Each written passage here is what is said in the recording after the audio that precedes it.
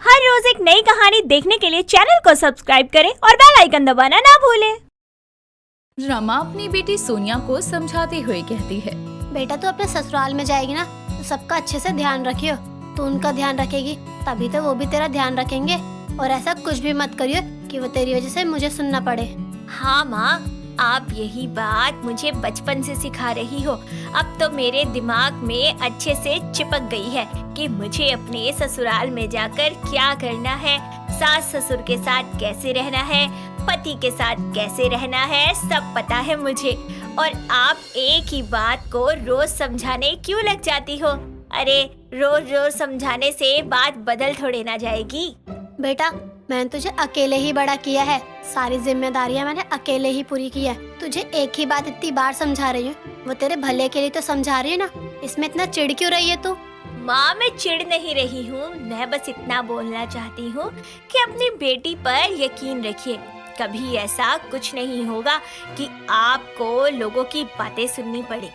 अच्छा अब तक कितना समझाया, अब जब तेरी सच में शादी हो रही है, कुछ ही दिनों में तू इस घर से विदा हो जाएगी, तब कुछ ना समझाऊं? जब तक तू मेरे साथ रहेगी तब तक मैं तुझे रोज समझाऊंगी। आपसे आज तक मैं किसी बात में जीती हूँ जो अब जीतूंगी। समझाओ जो समझाना है। यही तो समझाना है कि जैसे अभी तूने मेरी बात काटी थी कि कितनी बार समझाऊंगी, वैसे ही अपनी सास की बात मत काटियो। माँ के साथ तो फिर भी चल जाता है, लेकिन ये सब सास के साथ नहीं चलता है। पर माँ, अगर मेरी सास की कोई बात मुझे पसंद ना आए तो क्या उन्हें इतना भी नहीं बोल सकती क्या? और आप ही तो बोलती है ना कि सास को माँ समझना, तो अब ये फर्क करने वाली बात क्यों बोल रही हो? सास का कभी निरादर मत करना। किसी इंसान का क्या पता हमें कब उसे क्या बात बुरी लग जाए, इसलिए खुद को ही समझा ले कि कुछ फालतू नहीं बोलना है। ठीक है माँ, मुझे आपकी सारी बातें अच्छे से समझ आ गई। अब आपकी आज्ञा हो तो मैं अपने दोस्तों के साथ जाऊं, क्योंकि कुछ दिनों बाद तो शादी हो जाएगी मेरी। फिर उनके साथ समय बिताने का मौका नहीं मिलेगा। शादी के बाद अपनी घर गृहस्थी भी तो संभालनी है। हाँ अब लग रहा है ना मेरी बात तेरे दिमाग में सच में चली गई। चल जा अपने दोस्तों के साथ और आराम से घर वापस आ जाइए समय से। और कोई सामान रह गया हो लेना तो वो भी ले लियो। रमा अपनी बेटी को इसी तरह हमेशा समझाया करती थी। अब सोनिया भी अपने दोस्तों के साथ चली जाती है। इस तरह से दिन निकल रहे थे। निकलते दिनों के साथ वो दिन भी आता है जिस दिन सोनिया की शादी होती है। बहुत ही धूमधाम के साथ सोनिया की शादी हो जाती है और वो अपने ससुराल आती है। ससुराल में आने के बाद सोनिया की पहली रसोई थी। सोनिया सबके लिए आलू के पराठे दही के साथ बनाती है और सूजी का हलवा बनाती है। थोड़ी देर बाद सोनिया का पति आकाश और उसकी सास भूमि आते हैं और खाना खाने लगते हैं। जैसे ही दोनों खाना खाते हैं, दोनों को ही खाना बहुत अच्छा लगता है और उसकी सास सोनिया से कहती है, अरे वाह बहू, तूने तो बहुत ही अच्छा खाना बनाया है और मीठे में हलवा, मजा ही आ गया। इतने दिनों बाद ऐसा लग रहा है जैसे किसी पंजाबी ढाबे से आलू के पराठे आए हैं। बहुत ही स्वाद है खाने में। हाँ माँ, और आपकी बहू की रसोई से पंजाबी मसालों की महक भी आ रही है। ऐसी महक ना मेरे ऑफिस के बाहर पंजाबी तड़का होटल है, वहाँ से भी आती है। हमारे घर में तो अब पंजाबी रसोई है, क्यों माँ? हाँ सच में। वैसे बहू ये आज ही ऐसे बन गए हैं या तेरी रसोई ही पंजाबी है? मेरा मतलब तुझे पंजाबी खाना ही अच्छा आता है क्या बनाने? माँ जी, मुझे खाने में तो और भी बहुत कुछ आता है, लेकिन वो मुझसे ज्यादा अच्छा बनता नहीं है। मुझे बस पंजाबी खाना ही बनाना आता है, जो मैं अपने मायके में बनाया भी करती थी। वहाँ पर तो सब मेरी रसोई को पंजाबी रसोई बोलते थे। ये तो बहुत ही अच्छी बात है। फिर तो मैं भी अपनी बहू की रसोई को पंजाबी रसोई ही बोलूंगी। अच्छा माँ, मैंने तो खा लिया है, अब मैं जा रहा हूँ। मेरा लंच रसोई में ही है ना? हाँ जी, रसोई में ही है, पैक कर दिया है मैंने। रुकिए, मैं अभी लेकर आती हूँ। अरे तुम भी तो खा ही रही हो, मैं जाकर खुद ले लूंगा। तुम आराम से नाश्ता करो। हाँ बहू, तो आराम से बैठकर खाना खा। इतना तो ये खुद भी कर लेगा। तू खाना खा। और आकाश, जाते हुए बिजली का बिल भी लेकर जाइयो, अभी तक भरा नहीं है तूने। इतना बोलकर आकाश रसोई में अपना लंच लेने चला जाता है, जहाँ वो रसोई को देखते ही अपनी माँ और सोनिया को आवाज लगाकर बुलाकर कहता है, ये इतना बड़ा सा क्या है? पहले तो नहीं था। माँ, आपने ये कब लगवाया? मुझे तो पता भी नहीं चला।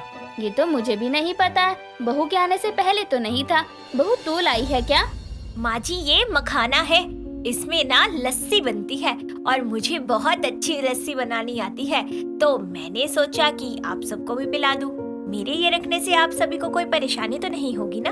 अरे नहीं, तू इस घर की बहू है और बहू की पंजाबी रसोई में लस्सी होनी तो चाहिए ही। सोनिया ने अपनी रसोई को पूरी तरह से पंजाबी रसोई बना दिया था। सोनिया के बनाए खाने से सब खुश रहते थे और वो बहुत ही अच्छे से सब कुछ संभाल रही थी। कुछ दिनों बाद सोनिया रात का खाना बनाकर प्रॉपर पंजाबी तरीके से उसे तैयार करती है, जैसे मक्के की रोटी, सरसों का साग, लस्सी, और टेबल पर खाना लगा देती है। थोड़ी देर बाद सभी लोग खाना खाने आते हैं और खाने को देखकर भूमि कहती है, बहू तूने तो हम बिहारियों के घर में हम लोगों को ही अजनबी कर दिया है। रोज रोज पंजाबी खाना ऐसे लगने लगा है कि हम पंजाबी हैं, बिहारी नहीं। कभी लिट्टी चोखा, दाल भात ये भी बना लिया कर। माँ जी मैं ये सब बना तो लूं, लेकिन मैंने शुरू से ही खुद भी पंजाबी खाना खाया है और सबको यही खाना खिलाया है, इसीलिए मुझे यही सब आता है और कुछ आता ही नहीं। लेकिन तुमने तो बोला था कि तुम्हें और बाकी सब भी आता है, और अब तुम ये बोल रही हो कि तुम्हें पंजाबी खाने के अलावा आता ही नहीं है। ये क्या बात है? पहले झूठ बोला था क्या? मैं झूठ नहीं बोल रही, मैं ये वाला खाना भी बना दूंगी, लेकिन मेरा हाथ ना पंजाबी खाने में रचा हुआ है। कितना नमक डालना है, कितना मसाला डालना है, पंजाबी खाने का मुझे पूरा अंदाजा है, लेकिन इन खानों का नहीं है। और अगर मैंने बना दिया फिर आप लोगों को अच्छा न लगा तो बताओ क्या करेंगे? इसका मतलब बहू अब तेरी ये रसोई पंजाबी रसोई ही बनकर रहेगी क्या? अब हमें बस पंजाबी खाना ही खाना पड़ेगा। माँ जी आप परेशान क्यों होती हैं? अगर आपको कुछ और खाना है तो मैं बनाने की पूरी कोशिश करूंगी ना। सोनिया अपनी सास और पति की बात सुनकर अपनी पंजाबी रसोई में कुछ और बनाने की कोशिश करती है और शाम के समय वो सबके लिए लिट्टी चोखा बनाती है। और जब सोनिया की सास और पति लिट्टी चोखा थोड़ा सा खाते हैं तो दोनों का मुंह बन जाता है, जिस पर भूमि कहती है, बहू ये क्या नाश मार दिया तूने? इतना बेकार खाना। रहने दे बहू, ये सब तेरे बस की बात नहीं है। तूने सही कहा था, तूने बना तो दिया है लेकिन ये हम बिल्कुल भी नहीं खा सकते। मुंह में रखते ही पूरे मुंह का स्वाद खराब हो गया और इसे खा लिया तो पूरा पेट भी खराब हो जाएगा। हाँ, चोखे में तो लाल मिर्च ही है, लिट्टी देखो पूरी जल ही गई। ये तुम्हारी कोशिश ना हमें हॉस्पिटल ही ले जाकर मानेगी। नहीं रहने दो माँ, मैं तो अपनी बीवी की पंजाबी रसोई से ही खुश हूँ। आपको अपना बिहारी खाना खाना है तो खा लो, सही है। नहीं नहीं, मुझे भी मेरी बहू की पंजाबी रसोई ही पसंद है। मैंने तो मजाक में बोल दिया था ये सब बनाने को, बहू ने तो कुछ ज्यादा ही सीरियस ले लिया। रहने दे बहू, अब आगे से ये एक्सपेरिमेंट मत करियो। मुझे पता ही था माँ जी, मेरी पंजाबी रसोई में अगर कुछ और बनाना तो वो बिल्कुल घटिया ही बनेगा। मुझे माफ कर दीजिए, मेरी वजह से आपके मुंह का स्वाद खराब हो गया। अरे बहू कोई बात नहीं, ये सब तो होता ही रहता है। अब तेरी पंजाबी रसोई में पंजाबी खाना ही मिलेगा ना, बिहारी लिट्टी चोखा थोड़ी ना मिल सकता है। कोई बात नहीं, होता है सब। नहीं माँ जी, मुझे ये सब नहीं करना। आप मुझे खाना बनाना सिखा दीजिए ना, फिर मैं अपनी पंजाबी रसोई में बिहारी तड़का लगाकर बहुत अच्छा खाना बनाऊंगी।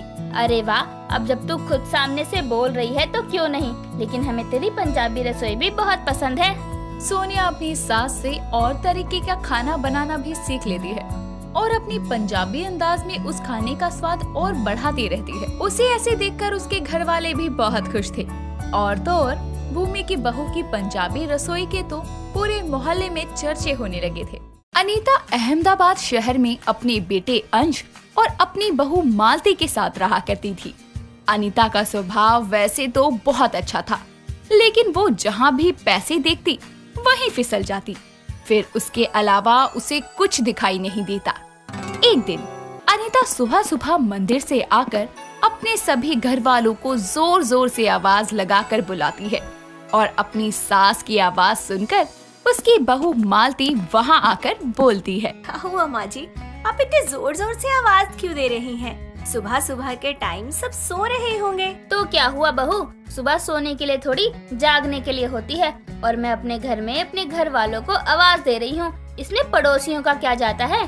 और तू बता, नाश्ता तैयार है? वरना अभी तेरा पति पूरा घर सर पर उठा लेगा। माँ जी नाश्ता तैयार है, आप आ जाइए, मैं नाश्ता टेबल पर लगाती हूँ। ठीक है, तू लगा ले, मैं अभी आती हूँ। तब तक तू अंश को आवाज दे दे, वरना लेट हो जाएगा तो फिर तुझे ही सुनाएगा। अंश जी सुनिए, नाश्ता तैयार है, आ जाइए।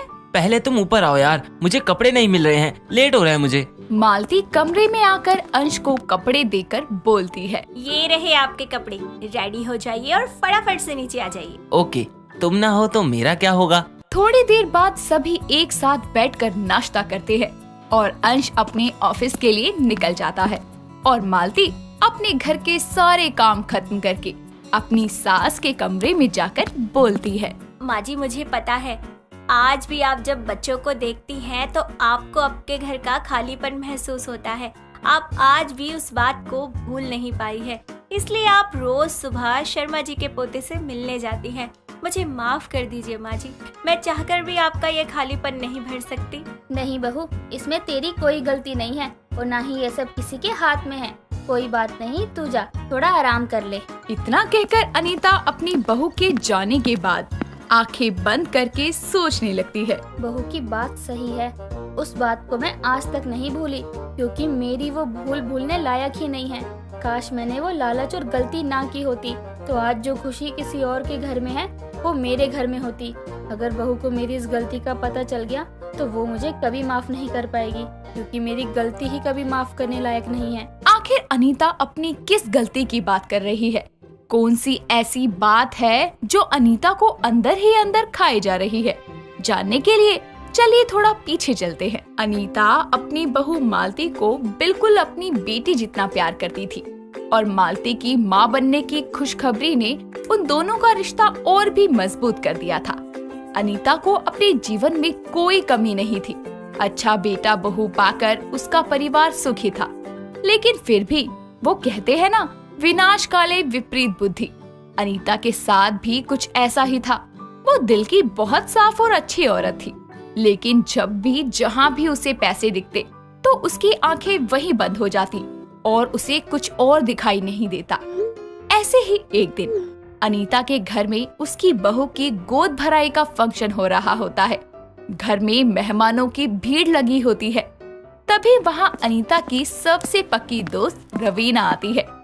रवीना एक बहुत अमीर और अच्छे पैसे वाली औरत थी। वो बिना किसी मतलब के कोई काम नहीं करती थी। अपने घर पर रवीना को देखकर अनीता बोलती है, तू मेरी सबसे पक्की सहेली है, इसलिए आज मैंने तुझे अपनी इतनी बड़ी खुशी में शामिल किया है। मुझे लगता है मेरी बहू की माँ बनने की बात को मुझसे ज्यादा खुश तू होगी। इतनी बिजी होने के बाद भी तू मेरे एक बार बोलने पर यहाँ आ गई। इससे पता चलता है कि तू मुझे अपनी सहेली मानती है। अनीता की बात सुनकर रवीना हंसते हुए सोचने लगती है, अब इस पागल औरत को कौन समझाए कि दोस्ती बराबर वालों के साथ होती है, और इसे तो मैं अपना नौकर भी ना रखूं। दोस्त तो बहुत दूर की बात है, बाकी इसे क्या पता मैं यहाँ किस वजह से आई हूँ। मेरी बात सुनकर तू कहाँ खो गई? बोल कुछ। हाँ, तू सही कह रही है। तेरी बहू के प्रेग्नेंट होने से तुझसे ज्यादा तो मैं खुश हूँ। इसके पीछे मेरा अपना मतलब है, इसलिए मैं यहाँ आई हूँ। अगर मेरी बात बन जाए तो मुझसे ज्यादा खुश और कोई हो ही नहीं सकता। मतलब? किस मतलब से आई है तू? क्या कहना चाहती है, बता मुझे। बता दूंगी, इतनी बेचैन क्यों है? फंक्शन खत्म हो जाने दे, फिर आराम से बातें करते हैं। हाँ ठीक है, तब तक तू कुछ खा पी ले, मुझे थोड़ा काम है, मैं आती हूँ थोड़ी देर में। हाँ हाँ ठीक है, तू अपना सारा काम आराम से खत्म कर, तुझसे बाद में बातें करूंगी। अनीता अपनी बहू के फंक्शन के कामों में बिजी हो जाती है। थोड़ी देर बाद फंक्शन खत्म हो जाता है। सभी लोग अपने अपने घर चले जाते हैं। अपना सारा काम खत्म करने के बाद अनीता अपनी सहेली रवीना के पास आकर बोलती है, अब बता क्या बात है, क्या मतलब है तेरा मुझसे, और उसमें मैं तेरी क्या मदद कर सकती हूँ? अनीता, तू तो जानती है कि भगवान की दुआ से हमारे पास धन दौलत शोहरत किसी चीज की कमी नहीं है। कमी है तो बस एक बच्चे की, जिसके ना होने से पूरा घर खाली और उदास है। हाँ वो तो है, बिना बच्चे के घर अच्छा नहीं लगता, लेकिन इसमें तेरी मदद कैसे कर सकती हूँ मैं? तू तो जानती है कि मेरी बहू कभी माँ नहीं बन सकती, और ये बात सिवाय तेरे और मेरी बहू के किसी को नहीं पता। सोसाइटी में पता चला तो सब मेरा मजाक उड़ाएंगे। मुझे समझ में नहीं आ रहा कैसे बोलूं, लेकिन मैं सोच रही हूँ क्यों ना बिना किसी को पता चले तू मुझे अपनी बहू का पहला बच्चा दे दे, और बदले में जितना पैसा चाहे ले ले, मैं तुझे दूंगी। तू पागल तो नहीं है? मैं ऐसा नहीं कर सकती। जो संतान मेरी बहू की होने वाली है वो मेरी भी कुछ लगती है, और मैं अपनी बहू से इतनी बड़ी खुशी नहीं छीन सकती। मैं कुछ छीनने को नहीं बल्कि देने के लिए बोल रही हूँ। तेरी बहू में तो कोई कमी नहीं है, कुछ टाइम बाद वो फिर से माँ बन सकती है, लेकिन मेरी बहू तो कभी माँ नहीं बन सकती। और इसमें तेरा ही तो फायदा है। अभी तेरे पास ज्यादा पैसा नहीं है, तो अगर तू मुझे अपनी बहू का पहला बच्चा दे देगी तो मैं तुझे बहुत सारे पैसे दूंगी और तेरी बहू का बच्चा इतने बड़े घर में पलेगा। इससे ज्यादा खुशी की बात और क्या होगी। बाकी जो पैसे मैं तुझे इस बच्चे के बदले दूंगी वो तू अपनी बहू के दूसरे बच्चे के अच्छे फ्यूचर के लिए जमा कर लियो। मान जा अनीता और कर ले ये सौदा। बात तो तू सही कह रही है, लेकिन क्या ये करना ठीक होगा? तू ज्यादा मत सोच, किसी को पता नहीं चलेगा। ठीक है फिर, डील डन। अनीता अपनी बहू के उस बच्चे का सौदा कर देती है जो अभी तक इस दुनिया में आया ही नहीं होता और उसकी बहू को इस सौदे की खबर तक नहीं होती। ऐसे ही कुछ महीने और बीत जाते हैं और अनीता अपनी बहू का बहुत अच्छे से ख्याल रखती है। लेकिन अब इस परवाह के पीछे उसका लालच छुपा था कि अगर कहीं इस बच्चे को कुछ हो गया तो मेरे पैसों का क्या होगा। कुछ टाइम बाद मालती की डिलीवरी की डेट और पास आ जाती है और एक दिन अचानक उसके पेट में बहुत तेज दर्द शुरू हो जाता है। अनीता और उसका बेटा अंश मालती को जल्दी से हॉस्पिटल लेकर जाते हैं और मालती वहां एक बहुत ही सुंदर लड़के को जन्म देती है। अपनी बहू की बेहोशी का फायदा उठाकर अनीता डील के मुताबिक अपनी बहू के बच्चे को उठाकर रवीना को दे देती है और उससे बहुत सारे पैसे ले लेती है, जिसे पाकर वो इतनी खुश हो जाती है कि उसे एहसास तक नहीं होता कि उसने क्या खो दिया है। और अपनी बहू के होश में आने पर वो उससे बोलती है, बहू, डॉक्टर तेरे बच्चे को नहीं बचा पाए। तूने एक मरे हुए बच्चे को जन्म दिया था। जी आप ये क्या कह रही है? ऐसा नहीं हो सकता, मेरा सब कुछ खत्म हो गया। चुप हो जा बहू, रो मत। किस्मत के आगे किसकी चलती है। इतना कहकर सभी लोग मालती को हॉस्पिटल से घर ले आते हैं। कुछ समय बाद रूटीन चेकअप के जरिए सबको पता चलता है कि अब मालती कभी मां नहीं बन सकती, जिसे सुनकर अनीता हैरान रह जाती है। काश मैंने उस दिन वो सौदा नहीं किया होता तो आज मेरा पोता मेरे साथ होता। इस बात का पछतावा मुझे सारी उम्र खाएगा। अपनी बहू से उसका बच्चा छीनकर अनीता पूरी जिंदगी घुटन में जिएगी कि आखिर उसने ऐसा क्यों किया। दोस्तों, अगर आपको ये कहानी पसंद आई तो इसे लाइक करें, शेयर करें और कमेंट करके बताएं कि कहानी में आपको सबसे अच्छा क्या लगा।